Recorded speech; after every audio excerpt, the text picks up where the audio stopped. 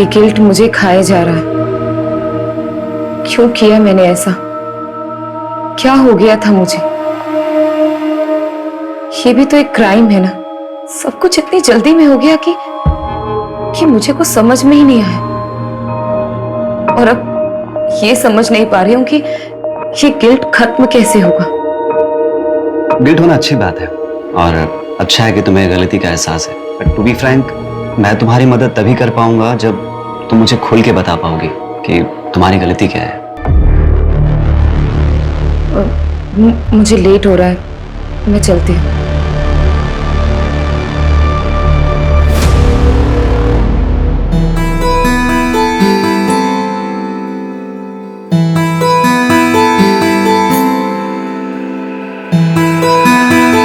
Section में doctor Prabha के पास जा रही हूँ। मम्मी की रिपोर्ट्स दिखाने हैं, सेकेंड ओपिनियन ले रही हूँ। अबे तो काजल, मैं चलता हूँ ना साथ में। नहीं, मैं चली जाऊंगी। आज तुम्हारी छुट्टी है ना, तुम रेस्ट करो। ओके, ठीक है, बाय। अनिल, ये तीनों पोस्टर्स ओके हैं। एक काम करो, इनकी आज ही प्रिंट निकलवाओ, ठीक है? और 20-20 फीट की होर्डिंग्स पूरे पुणे में लगनी चाहिए। अंडरस्टूड? नमस्कार रति मैडम। अरे गावड़े जी, आप कुछ काम था आपको? नहीं, काम तो नहीं था। योगेश हमारे छोटे भाई की तरह था, तो मैं सोचा कि खुद आकर के आपको प्यार से समझाऊं। तो एक कॉल ही कर लेते ना। इस उम्र में इतनी तकलीफ क्यों दे रहे हैं खुद को? आप अकेली औरत मैडम, कैसे करोगी ये सब? धूप में घूम घूम कर मुरझा जाइएगा। अरे आपके त्वचा देखकर लगता है कि आपको पार्लर जाना चाहिए, स्पा कराना चाहिए। क्या ये सब इलेक्शन और वोट के चक्कर में आप पड़े? आप एक अकेली औरत से डर रहे हैं क्या? अरे डरे नहीं मैडम जी, हम चाहते हैं कि आप हमारे पार्टी ज्वाइन कर लें। पैसे वैसे की कभी कोई कमी नहीं होने दी, बस कभी कभार खुश कर दीजिएगा। दोबारा अगर यहाँ दिखे ना तो पुलिस में कंप्लेंट कर दूंगी तुम्हें। Get out!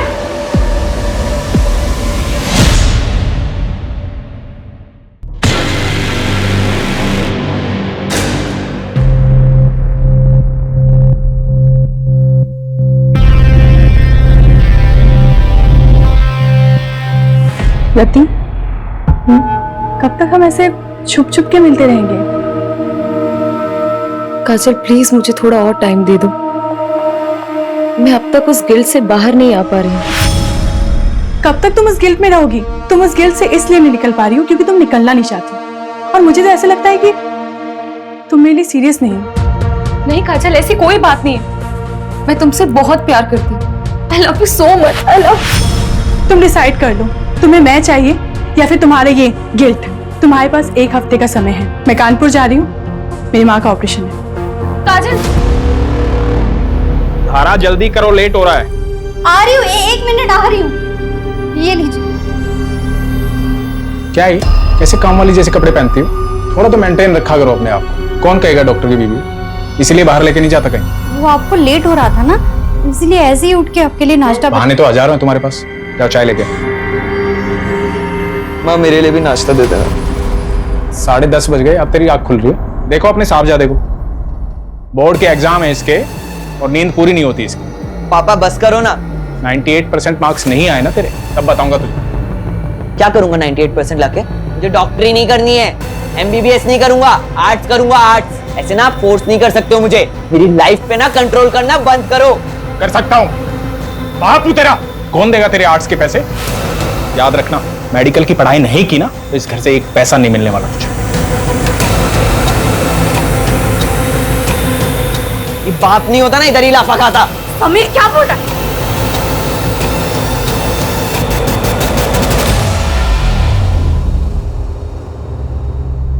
माता जी, ये दवाई मैंने लिखी है और ये हमारे कैंप की तरफ से फ्री है। जुग जुग जियो बेटा, तुम बहुत ही अच्छा काम कर रहे हो। भगवान तुम्हारी सारी मनोकामना पूरी करे।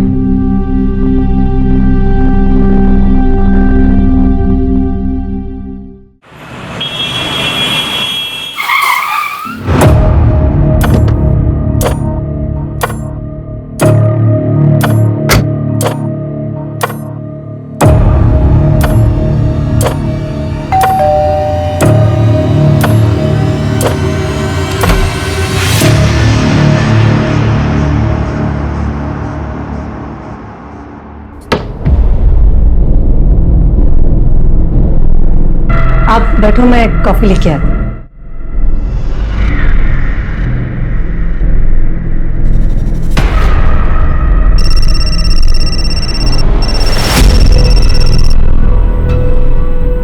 रवि, वो मैंने आपसे जो 2 लाख रुपए मांगे थे ना बैंक से निकालने के लिए, वो प्लीज लेके आना। सारा फालतू चीजों के लिए पैसे नहीं है मेरे पास, पहले भी कई बार बोल चुका हूँ मैं। रवि, आप अच्छे से जानते हो मैं पैसे वेस्ट नहीं करूंगी, मुझे जरूरत है इसीलिए मांग रही हूँ। बाद में बात करता हूँ। अभी किसी पेशेंट के यहाँ आया हूँ, तबीयत ज्यादा खराब है उसकी, आने में लेट हो जाऊंगा।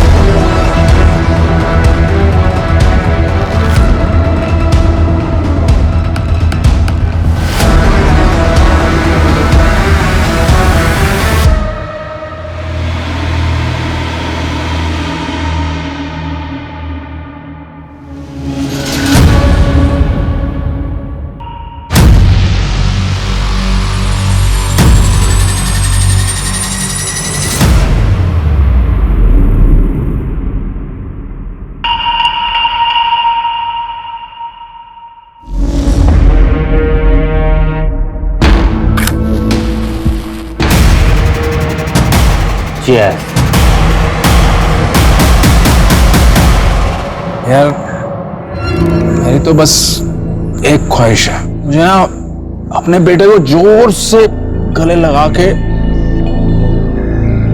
आई लव यू बोलना है। अरे रवि बाबू,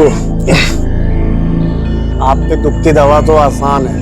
आप ना अपने बाप वाली ईगो ना साइड में रख के अपने बेटे को जोर से गले लगा के आई लव यू बोल दो। बिल्कुल। पर मेरे दुख की दवा नहीं है बाबू, 28 का हो चला हूं पर कोई मिलती ही नहीं है।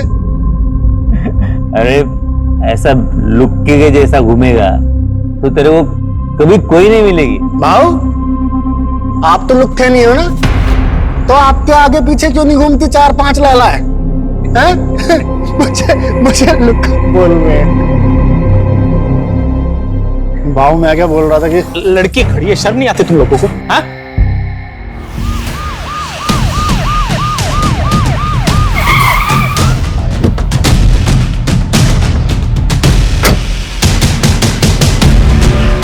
सर, बड़ा ही अजीब क्राइम सीन है, देखिए।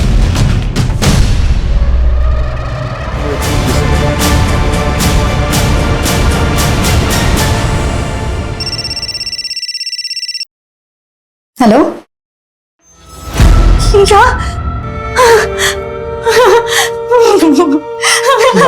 क्या हुआ?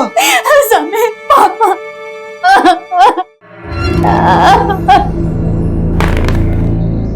क्या बात है?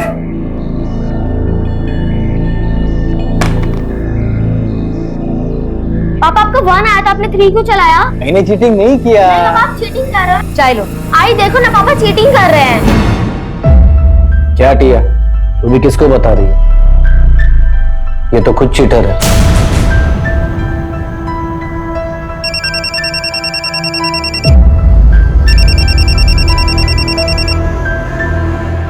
हेलो,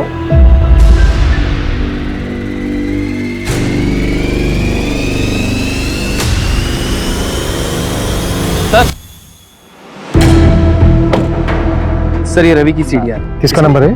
सर जय कामली के नाम पर रजिस्टर्ड है। रेगुलर बातचीत होती थी? हाँ सर, दिन में 2-2 घंटे बात होती थी। सर, तो कहीं ये डॉक्टर रवि का अफेयर तो नहीं चल रहा था? पॉसिबल है। पोस्टमार्टम रिपोर्ट आई? सर डिटेल पोस्टमार्टम रिपोर्ट आने में 1 हफ्ता लगेगा। प्राइमरी पोस्टमार्टम में ये आया है कि तीनों की बॉडी में 250 ml से ज्यादा अल्कोहल है। मतलब पूरे चांसेस हैं कि फुल नशे में हो। उनके पास ऐसा कोई रीजन नहीं था कि वो सुसाइड कर लेते।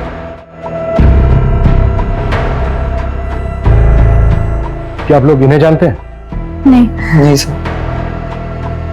नहीं। क्या इसको जानते हैं? नहीं जानते सर। जया कामली, शायद नाम सुना हो। नहीं जानते सर। श्योर? जी।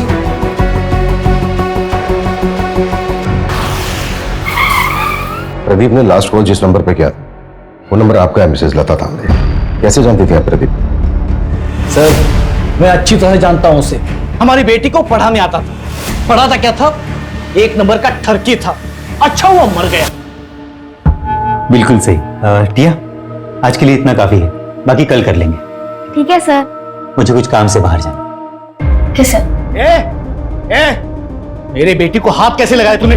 मेरे बेटी को हाथ लगाया कैसे तूने? विनय, मैं तो सिर्फ पढ़ा रहा था। मैंने मेरी आंखों से देखा तू क्या कर रहा था। निकल मेरे घर से, निकल जा मेरे घर से। विनय, मेरे बेटी के आसपास भी दिखाई दिया ना तो जान से मार दूंगा तुझे मैं। बेटिया के साथ यहाँ गंदी गंदी हरकतें कर रहा है। मोबाइल पे बैठे बैठे खेलती रहती है वो। क्या बकवास कर रहे हो तुम? अच्छा, मैं बकवास कर रहा हूँ और तुम जो कर रहे हो बहुत अच्छा कर रही हो तुम।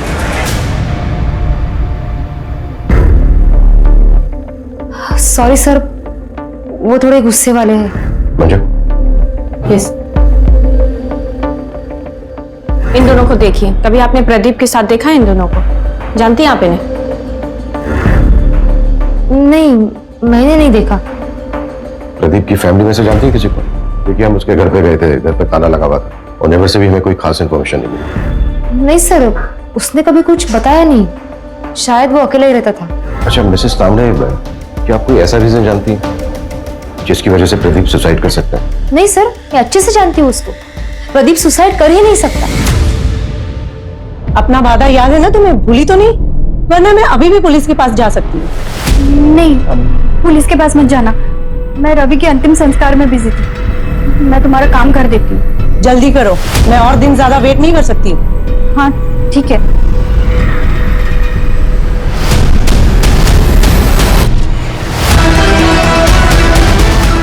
क्या इसको जानते हैं? नहीं sir. Doctor, I am really worried for Rati. उसके पीए को भी कॉल किया था पर उसे भी नहीं पता वो कहाँ है। कुछ दिन की छुट्टी बोल करके गई थी। हाँ, आज रति का सेशन था पर वो आई नहीं। टू बी ऑनेस्ट, मैं खुद भी उसके लिए थोड़ा वरीड हूँ, स्पेशली लास्ट सेशन के बाद। मुझे पता था कि यही होगा। आप कितना भी भाग लो लेकिन आपके कर्म आपको ढूंढ ही लेते हैं। इसलिए मेरे साथ ये सब हो रहा है। काजल भी मुझे छोड़कर चली गई। कुछ बचा ही नहीं मेरी जिंदगी में, कुछ भी नहीं। मैंने उसे बहुत समझाया था लेकिन वो मेरी बात समझने के लिए तैयार ही नहीं थी। अगर आपसे वो कांटेक्ट करती है ना तो आप प्लीज मुझे कॉल करके बता दीजिएगा। ओके।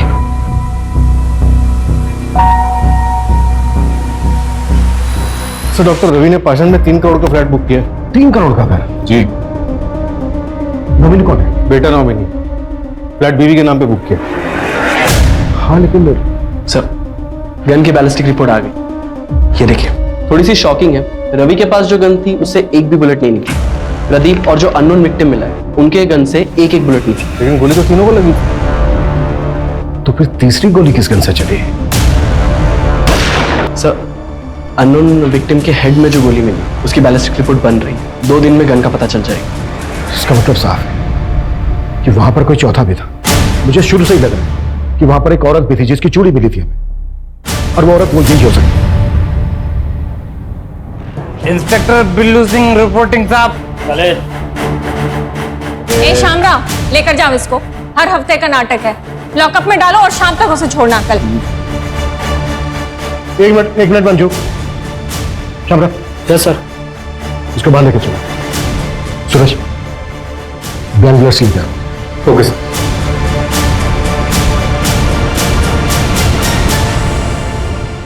चल पकड़।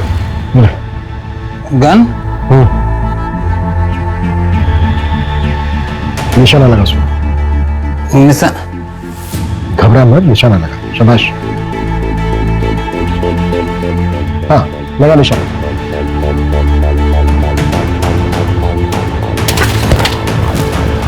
इसको तुरंत हॉस्पिटल लेके जाओ और इसका अल्कोहल कंटेंट चेक करो। क्विक। चलो। मान लेते हैं ये है मिस्टर एक्स। मिस्टर एक्स के राइट हैंड में गन थी। मिस्टर एक्स ने प्रदीप को शूट किया। प्रदीप के राइट हैंड में गन थी। प्रदीप ने रवि को शूट किया। रवि के हाथ में भी गन थी लेकिन रवि की गन तो चली नहीं। तो फिर मिस्टर एक्स को गोली लगी कैसे? देखो, इन तीनों के ब्लड में 250 ml से ज्यादा अल्कोहल कंटेंट था। बिल्लू भी हैवी ड्रिंक करता है, जैसा कि हमने देखा कि बिल्लू ठीक से खड़ा भी नहीं हो पा रहा। निशाना लगाना तो दूर की बात। सर, तो फिर ये मिस्टर एक्स और प्रदीप का निशाना इतना सटीक कैसे लगा? दोनों में से किसी का भी निशाना नहीं चुका। इसका मतलब ये पूरा क्राइम सीन सेटअप था। एग्जैक्टली, हमें गुमराह करने के लिए। ये कोई मास सुसाइड नहीं बल्कि मास मर्डर था। इसका मतलब साफ है कि यहाँ पे इन तीनों के अलावा भी कोई चौथा था, और ये चौथा है हमारा असली मर्डर। ये ले तेरे पैसे और अपना मुंह बंद रखना। और हाँ, याद है मुझे मेरी डील। शहर छोड़ के चली जाऊंगी मैं, तेरे लिए यही अच्छा होगा। और गलती से भी समीर की कंप्लेंट पुलिस में नहीं करूंगी। बोला ना, नहीं करूंगी।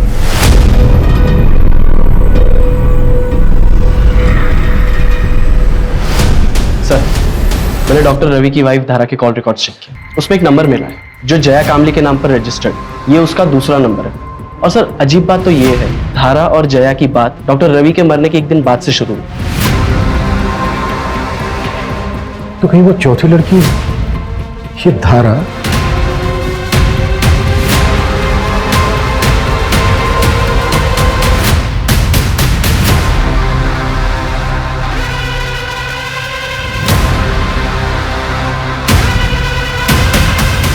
जी, मैं जानती थी जया को। उसका रवि के पास इलाज चल रहा था। उसने रवि की मौत के बाद सांत्वना देने के लिए फोन किया था। जी।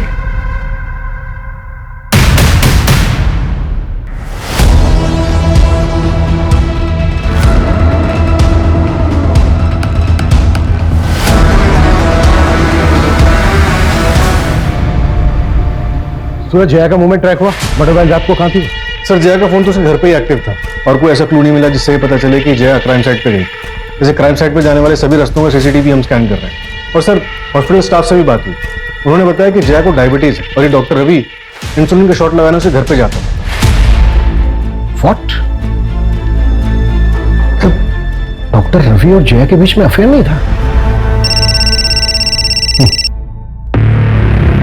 हेलो, अच्छा, नजर रखो उस पर। सर, उन तीनों को जिसने गन सप्लाई की थी उस सप्लायर का पता चल गया। गुड्डू ने उस पर नजर रखी है। मूव।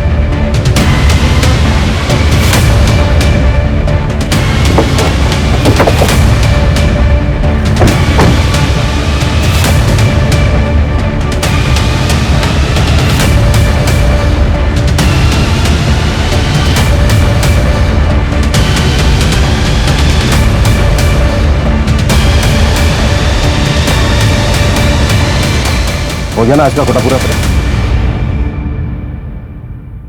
इन तीनों को गन तूने ही सप्लाई की थी, इसको जानता है तू?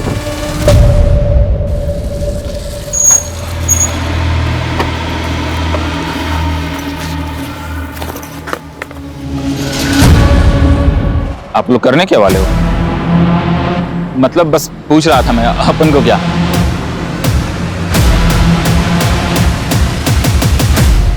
आलू? हाँ साहब, 3 लोग थे, 4 गन लेके गए और उनके पूरे सीट पे आलू भरे थे। ये तो तीसरा आदमी था, इसका क्या नाम बताया तुमने? अक्षय नाम है उसका, यही कोरेगांव पार्क में ही रहता है। मेरा एक दोस्त है जो उसका पड़ोसी है, तो उसी ने डील कराई थी। इस अक्षय का घर परिवार? घर परिवार तो नहीं पता साहब, लेकिन वो एड्रेस दे सकता हूँ। तो शायद ये मास सुसाइड ही था। शायद, हाँ। गन इन तीनों ने खुद खरीदी। सवाल यह है कि चौथी गन किसके लिए खरीदी गई? तो शायद वो गन किलर के पास। और फिर ये चौथा शख्स बैकआउट कर गया होगा। शायद ये भी हो सकता है कि शुरू से इसका एक प्लान था। सवाल यह है कि ये चौथा शख्स कौन है और उस चौथे शख्स का इन तीनों के साथ क्या कनेक्शन? सबसे पहले हम इस कनेक्शन को ढूंढना। और सर, वो आलू जो शाहिद ने बताया था, इतने सारे आलू सर, समझ में नहीं आ रहा है। मैं तो बेहोश था हॉस्पिटल में, कल ही डिस्चार्ज हुआ हूं। मुझे तो पता ही नहीं था कि अक्षय इस दुनिया में नहीं। इस महीने मेरा ऑपरेशन है। 10,000 कम पड़ रहे थे, वो इसी जुगाड़ में लगा था। उसने जिंदगी में अपने लिए कुछ नहीं किया, मेरे पीछे ही परेशान रहता था। वो कभी आत्महत्या नहीं करता। देखिए चंदन जी, ये तो हम नहीं कह सकते, पर क्या आपकी जानकारी में कोई ऐसा है जो अक्षय को जान से मार सकता है? कोई ऐसा क्यों करेगा? सीधा साधा था मेरा बेटा, न नशा, न लड़की, न कोई और ऐसी, सिर्फ मेहनत करना जानता था। चंदन जी, ये दो लोग हैं जिनकी बॉडी हमें आपके बेटे अक्षय की बॉडी के साथ मिली थी। आप जानते हैं इन्हें? नहीं, मैंने इनको नहीं कभी देखा। ठीक है चंदन जी, अभी आप अपने घर जा सकते हैं। मंजू, गायकवाड़ को बोलो कि वो इनको इनके घर तक छोड़ दें।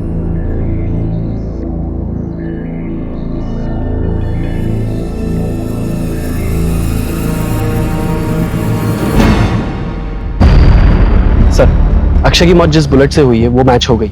और सर, उस गन की बैलिस्टिक रिपोर्ट अक्षय की बॉडी से मिली गई बुलेट की बैलिस्टिक रिपोर्ट से मैच हुई। किस गन के साथ? सर, ये सेम गन एक और क्राइम में भी यूज हुई। क्या क्राइम था? चौंकाने वाली बात है सर, ये क्राइम 14 अप्रैल की रात को 1:30 बजे के करीब हुआ था। ये दोनों मौतों के बीच में 1 घंटे का फासला था। जरूर ये दोनों क्राइम आपस में लिंक है सर। हो सकता है। क्राइम क्या? सर, एक औरत ने सुसाइड कमिट किया। उसी के घर में उसी की लाश 4 दिन बाद मिली। रति यादव नाम था, कॉपरेटर योगेश यादव की बीवी। कॉपरेटर योगेश यादव? हाँ सर, और उसकी बीवी रति यादव, ये भी इलेक्शन लड़ने वाली है। वो चौथी औरत रति थी। रति के केस में ना और कंफ्यूज कर दिया है। 3 आदमी, 1 औरत। आखिर ये करना क्या चाह रहे थे? रति के हस्बैंड ने सुसाइड किया और बाकी के 3 विक्टिम। तो ये सब कुछ रति के पास से तो नहीं जुड़ा हुआ है? फिलहाल हमारे लिए यही जानना जरूरी है कि इन चारों का आपस में लिंक क्या था। क्या ये चारों एक दूसरे को जानते थे? सर, अफेयर का भी एंगल हो सकता है। पॉसिबल है, पर सवाल वही है कि किसके साथ? हो सकता है एक के साथ, हो सकता है तीनों के साथ, और यही झगड़ा जलन इन मर्डर्स की वजह बनी। पॉसिबल है। अच्छा, रति यादव की बॉडी किसको मिली थी? सर, रति यादव के साइकियाट्रिस्ट डॉक्टर नीरव।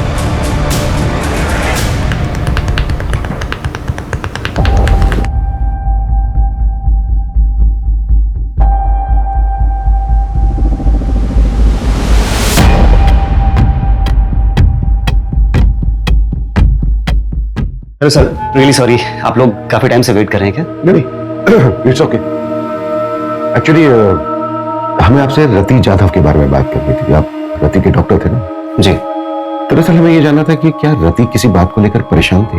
जी, एक्चुअली रति गिल्ट में थी। ये समझ नहीं पा रही हूँ कि ये गिल्ट खत्म कैसे होगा। गिल्ट? किस बात का गिल्ट था रति को? कुछ साल पहले उसके हस्बैंड योगेश की डेथ हो गई थी और रति उसके लिए खुद को जिम्मेदार मानते थे। रति, आई एम होम। ये तुम दोनों? ये सब क्या हो रहा था? योगेश, योगेश मेरी बात सुनो। क्या बात सुनो? तुम्हें शर्म नहीं है? मेरा नाम, मेरी इज्जत सब मिट्टी में मिल जाएगा। इलेक्शन कैंपेन स्टार्ट होने वाला है। तुम टेंशन मत लो, मैं और काजल कहीं दूर चले जाएंगे। मुझे छोड़कर सबको पता चल जाएगा। मेरा नाम, मेरा करियर, मेरी इज्जत सब बर्बाद हो जाएगा। योगेश, योगेश!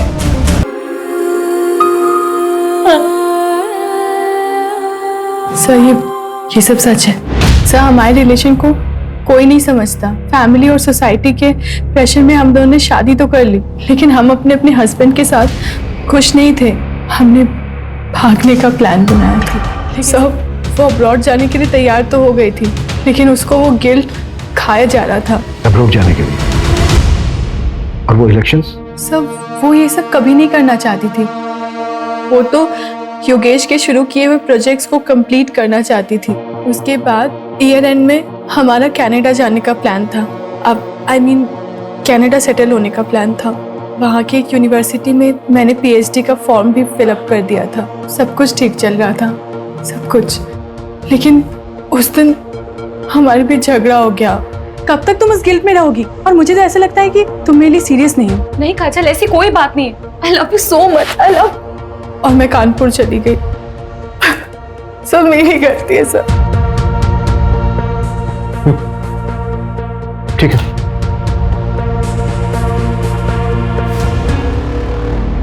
सर, प्रदीप ने मार्केट से 10 लाख रुपए उठाए थे। और सर, प्रदीप की लोकेलिटी में एक ज्वेलरी शॉप है, उसने वहां से 20 लाख के गहने ऑर्डर किए थे। और सर, उसने दुकानदार से कहा था कि वो अपनी बेटी के फ्यूचर के लिए इन्वेस्टमेंट करना चाहता है। कहाँ है उसकी बेटी? सर, मैंने पता किया है।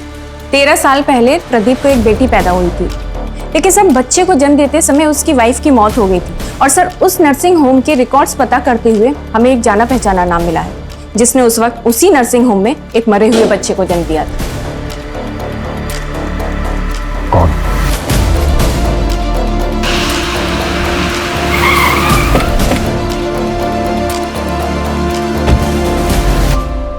क्या मेरी बेटी टिया मेरी बेटी नहीं है, उस प्रदीप की बेटी है। ये बात तुम्हें पता नहीं थी?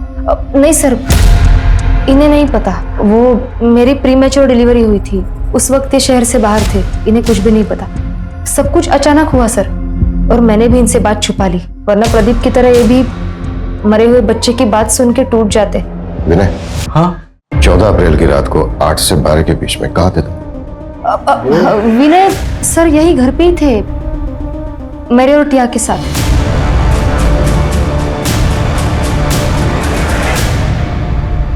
सर, रति के बैंक रिकॉर्ड्स चेक करके पता चला है कि कनाडा की एक यूनिवर्सिटी में उसे 30 लाख रुपए की फीस भरी थी और अगले महीने उसे 70 लाख रुपए और भरने थे। प्रदीप ने 20 लाख रुपए के गहने ऑर्डर किए थे और डॉक्टर रवि ने 3 करोड़ का फ्लैट बुक किया। ये लोग इतने बड़े इन्वेस्टमेंट कर रहे थे, जबकि इनके अकाउंट में पेमेंट करने के लिए पैसे नहीं थे। ये भी तो हो सकता है कि पैसा कहीं से आने वाला हो इनके पास, और ये बात पहले से किसी को पता है। सर, रवि को मारने के लिए धारा, जया और समीर सबके पास मोटिव था। और तो और सर, प्रदीप को मारने के लिए विनय के पास भी मोटिव था। और रति पॉलिटिकल फिगर थी, हो सकता है उसको कोई दुश्मन बन गया। थप्पड़ बहुत महंगा पड़ेगा मैडम जी। तुम्हारी यूनिवर्सिटी की फीस है 1 करोड़ रुपए, सतीश 30 लाख रुपए भर चुकी थी, राइट? जी। बाकी के बचते हैं 70 लाख रुपए, लेकिन रति के बैंक अकाउंट में 70 लाख रुपए थे नहीं, तो फिर वो बाकी के पैसे कहां से भरने वाले थे? नहीं काजल, लोन लेने की जरूरत नहीं है। मुझे पैसे डबल करने की एक अच्छी स्कीम मिल गई है, जिससे हम अपनी फीस भी भर सकते हैं। जितनी बड़ी रकम उतना बड़ा इनाम। ऐसी कौन सी स्कीम है? तुम ऐसे चक्रों में क्यों पड़ रही हो? काजल ऐसा कुछ भी नहीं है, मैंने सब क्रॉस चेक किया है, सब जेन्युइन है, डोंट वरी। तुम ट्रस्ट करते हो ना मुझ पे? पैसे दुगने करने वाली स्कीम? एक मिनट, तुम इसके बारे में और क्या क्या जानती हो? रति ने मुझे बस इतना ही बताया था। बेटा, मैंने मम्मी को मैसेज कर दिया है, अब मम्मी से ले लो पैसे। ओके ओके बेटा। सर, मैंने पता किया, मर्डर से 1 हफ्ते पहले रवि ने 1 करोड़ रुपए का लोन लिया था मार्केट से, और उसी तरह प्रदीप ने 50 लाख, रति ने 50 लाख और अक्षय ने अपने दोस्त से 5,000 रुपए उधार लिए थे। और ये पैसा हमें किसी के भी घर से या फिर किसी की भी डेड बॉडी के पास से नहीं मिला। तो इसका मतलब सर, वो इसका मतलब साफ है, हम चौथे आदमी को ढूंढ रहे थे, लेकिन बाजी किसी 5वें आदमी ने मारी, और इस खेल का मास्टरमाइंड वो 5वां ही आदमी है। हाँ मंजू। सर, आपने मुझे जैसा बोला था एक बार क्राइम सीन चेक करने के लिए, आप क्राइम साइट पे फौरन आ जाइए, हमें यहाँ कुछ मिला है।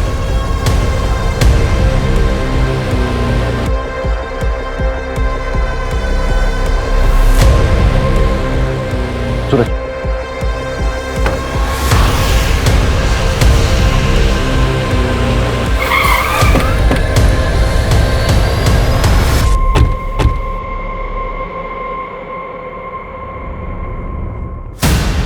सर, ये देखिए क्या मिला।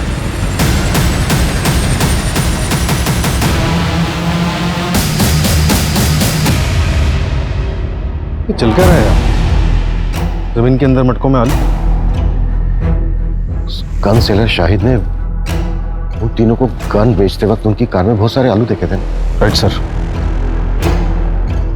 4 डेड बॉडीज, इतने सारे सस्पेक्ट्स, पैसा दुगना करने की स्कीम। मुझे पैसे डबल करने की एक अच्छी स्कीम मिल गई है। मास सुसाइड करने का नाटक, और ये जमीन के अंदर इतने सारे मटकों में दबे हुए आलू। सूरज, हमें उस 5वें आदमी को जल्द से जल्द ढूंढना होगा, लेकिन फिर वही सवाल कि वो 5वां आदमी है कौन और कहां है? सर, जैसे आपने बोला था, मैंने वो लाइन जितनी बड़ी रकम उतना बड़ा इनाम, उसके बारे में ऑनलाइन सर्च किया तो 10 साल पुराना एक केस गोरखपुर का मिला है। ये रही उसकी फाइल।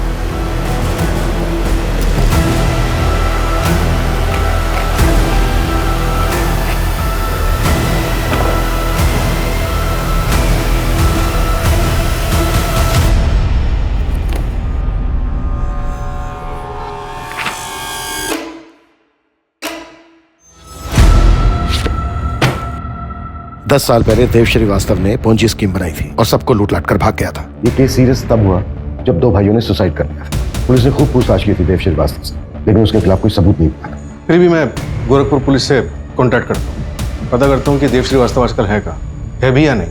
क्विक। सर, देव श्रीवास्तव 4 साल पहले मर चुका। एक और डेड एंड। नहीं सर, देव का एक बेटा है जो 2 साल पहले यहीं पुणे में शिफ्ट हुआ था। इसका हमारे किसी सस्पेक्ट के साथ कोई कनेक्शन है? हाँ सर, ये देखिए।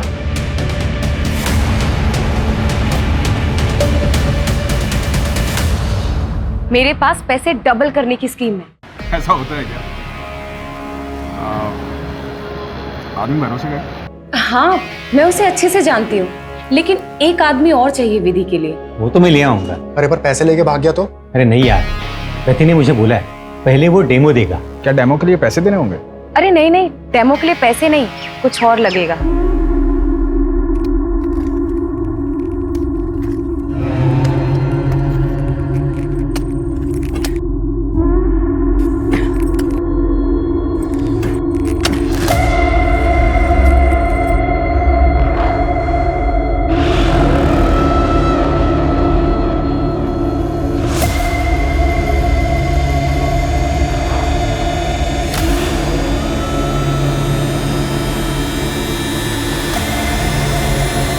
अब क्या करना है?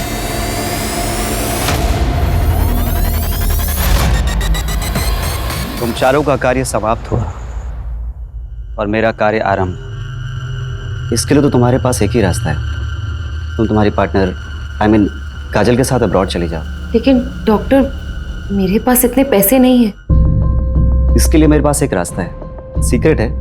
मैं पैसे डबल कर सकता हूँ। क्या? कैसे?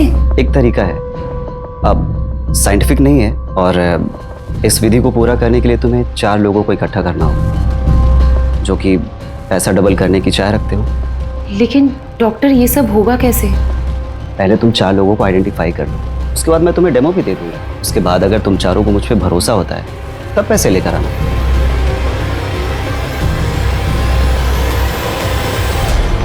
मुझे वरदान है कि मैं जरूरतमंद लोगों के पैसों को 2 गुना कर सकता हूँ।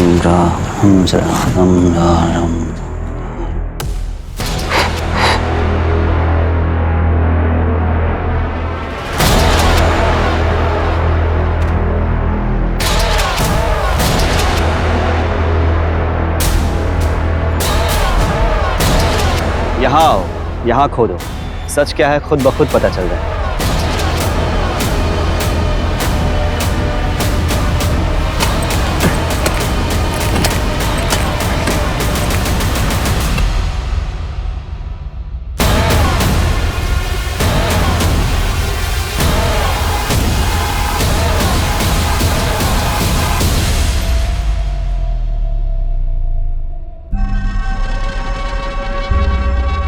बाबा, आपने तो चमत्कार कर दिया। हम पैसे भी लाए, उन्हें भी आज 2 गुना कर दो। पैसों को 2 गुना करने के लिए इससे भी मुश्किल विधि करनी पड़ी। मैंने रति को बताया था, इसके लिए शस्त्र की भी पूजा होती है।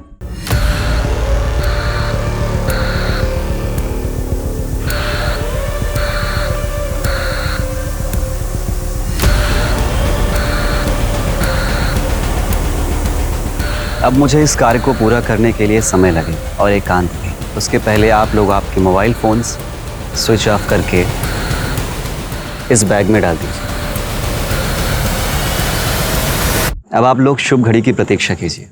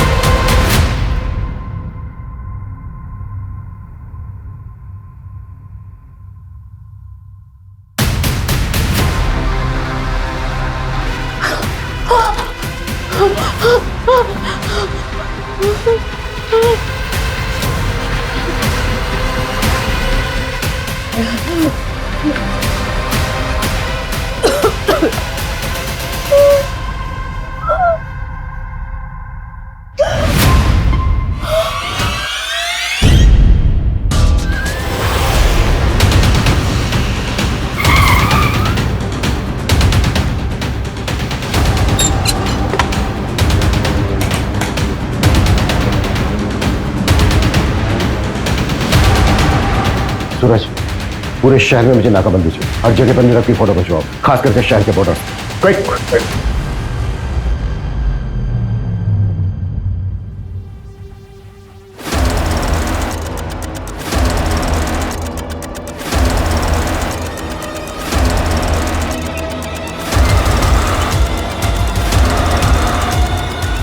आप लिसन, तुम रूम में जाके शैंपेन निकालो। ओके। मैं बस 2 मिनट में आया। मैं बस 2 मिनट में आया। 2 मिनट नहीं बेटा, तेरे को बहुत लंबा समय लगने वाला है। अब लेके चला इसको। अरे सर मेरी बात। सर मार लेना, जी भर के मार लेना, लेकिन पहले ये तो बताओ कि मुझे ढूंढा कैसे? मैरीगोल्ड, यही पोस्ट कार्ड था ना तेरे केविन की वॉल पर। पहले हमें लगा कि ये कोई होटल है। पिछले 6 महीने में कम से कम 60-70 होटल गए होंगे, पर तू कहीं नहीं मिला। फिर मैं पता चला, ओ नहीं, ये कोई होटल वोटल नहीं है, बल्कि ये तो मुंबई का एक्सक्लूसिव मेंस सीक्रेट क्लब है। एक पोस्ट कार्ड से क्लब तक पहुंच गए। तुझे क्या लगा तू ही जीनियस है? तेरे जैसे फ्रॉस्टर्स अपनी झूठी शान में पैसा उड़ाने के लिए क्राइम करते हैं। फ्रॉड नहीं, जीनियस हूं मैं। अपने इशारे पे लोगों को नचाता हूं, और वो चारों तो अपने लालच की वजह से मारेगा। मेरा उसमें कोई रोल नहीं है। वो चारों लालची, और तू निर्मोही जिसे कोई मोह नहीं। अरे तूने तो उस अक्षय तक को नहीं छोड़ा। वो बेचारा 5,000 रुपए डबल करना चाहता था, पता है क्यों? ताकि वो अपने बीमार बाप का ऑपरेशन करा सके। आत्मी लक्ष्मी को कौन जाने देना चाहता है? मैंने तो बस एक शतरंज की खेल की तरह जाल बिछाया, जो फंसा हो गया। बेटा अब हम तुझे भी नहीं जाने देंगे। अब अपनी पूरी जिंदगी जेल में खेलना था। और अब ये बता, तू आलमों को डबल कैसे करता था? वो तो मैं पहले से गाड़ के रखता था, पर लालचियों को मेरी ये मामूली सी ट्रिक भी समझ में नहीं आई।